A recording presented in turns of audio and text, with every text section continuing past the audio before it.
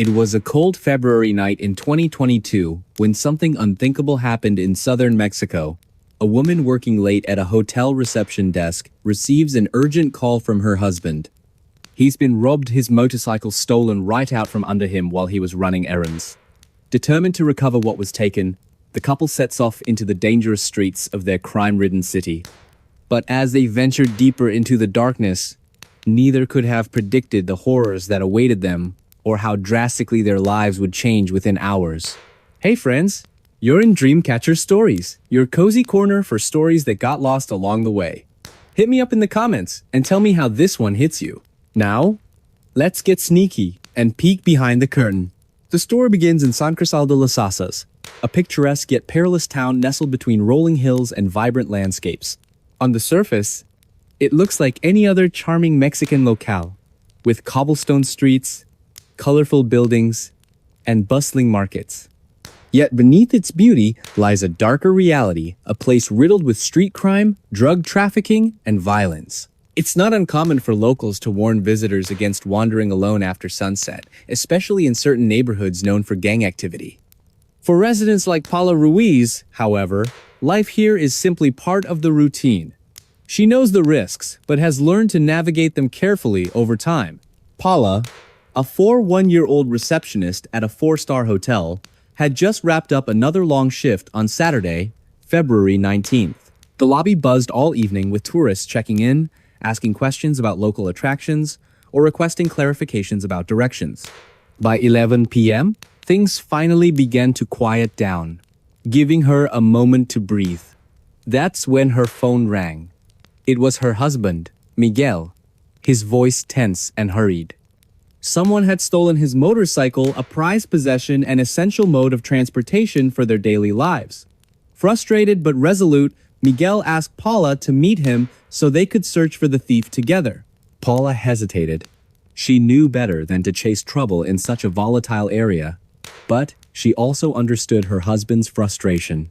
They lived paycheck to paycheck, and losing the bike meant more than inconvenience. It meant financial strain. After grabbing a flashlight and some basic supplies, Paula left the hotel and joined Miguel near the spot where the theft occurred. Together, they scoured nearby alleys and side streets, calling out occasionally in hopes of spotting the culprit. The air grew colder as midnight approached, but their determination kept them moving forward. As they delved deeper into unfamiliar territory, the atmosphere shifted noticeably. Streetlights flickered weakly, casting eerie shadows across empty sidewalks. Laughter echoed distantly from bars and clubs, but otherwise, the streets felt eerily deserted. Then came the first sign of trouble. Faint voices whispering in hushed tones ahead. Paula gripped Miguel's arm tightly, urging caution. Whatever, or whoever, they were approaching didn't seem friendly. Still, they pressed on, driven by desperation and anger over the stolen bike. Suddenly, everything changed. From the shadows emerged 3 figures, their faces obscured by hoods. One carried a makeshift weapon, a metal pipe, glinting ominously in the dim light. Without warning, they surrounded Paula and Miguel, demanding valuables and threatening violence if resistance ensued. What started as a simple attempt to retrieve a stolen item quickly spiraled into chaos. When Miguel tried to reason with them, pleading that the motorcycle was all they owned, the situation escalated violently.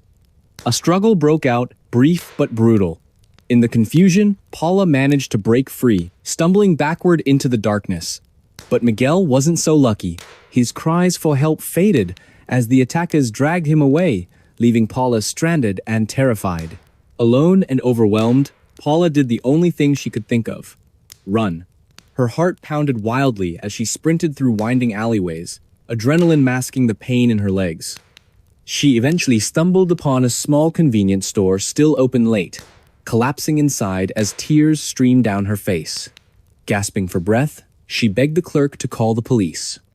Officers arrived shortly afterward, taking her statement and promising to launch an immediate investigation.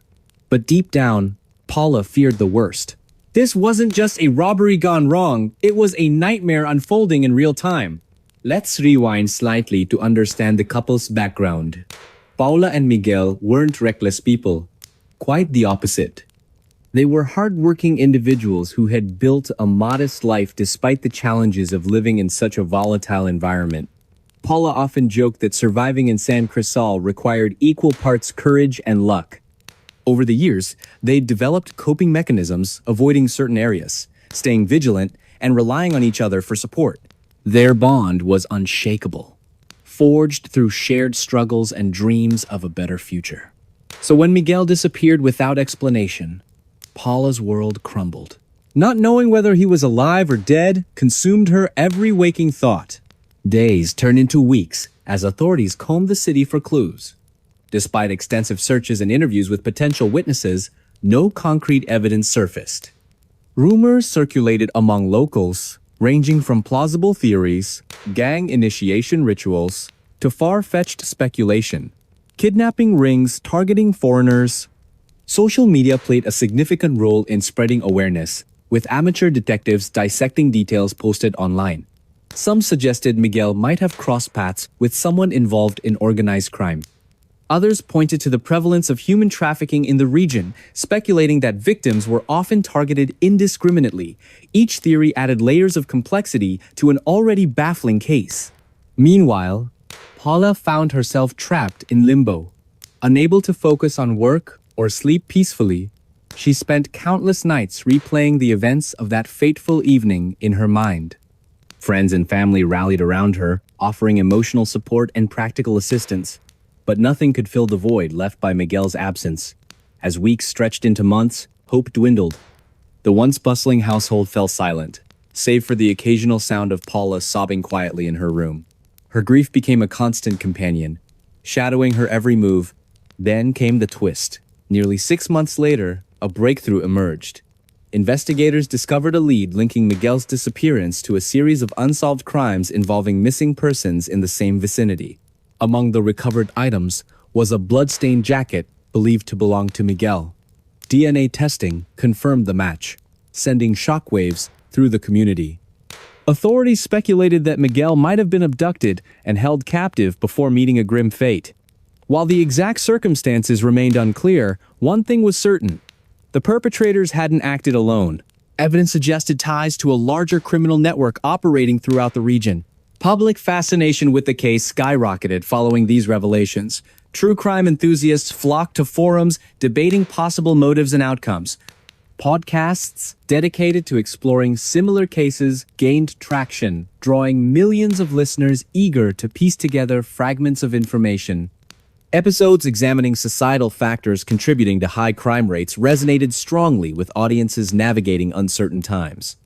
Could such tragedies happen anywhere? Host Paul Hayes posed this question rhetorically during the season finale, leaving viewers pondering implications long after the final episode aired. 2 years later, researchers announced they had decoded messages embedded in graffiti found near suspected crime scenes.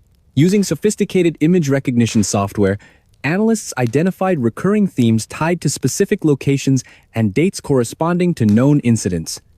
This revelation suggested the criminals may have left deliberate clues intended to taunt authorities even beyond capture. Was this arrogance or a calculated game designed to prolong suffering? Emily Carter, a forensic psychologist assigned to analyze behavioral patterns, mused aloud during a private meeting with colleagues. Her voice cracked slightly, betraying exhaustion mixed with awe at the complexity of their subject.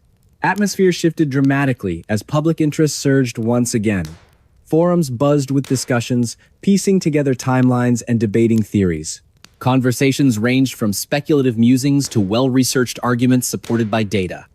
One member, Amanda Grant, gained prominence when she identified similarities between Miguel's disappearance and other mysterious deaths involving individuals found miles away from their last known location.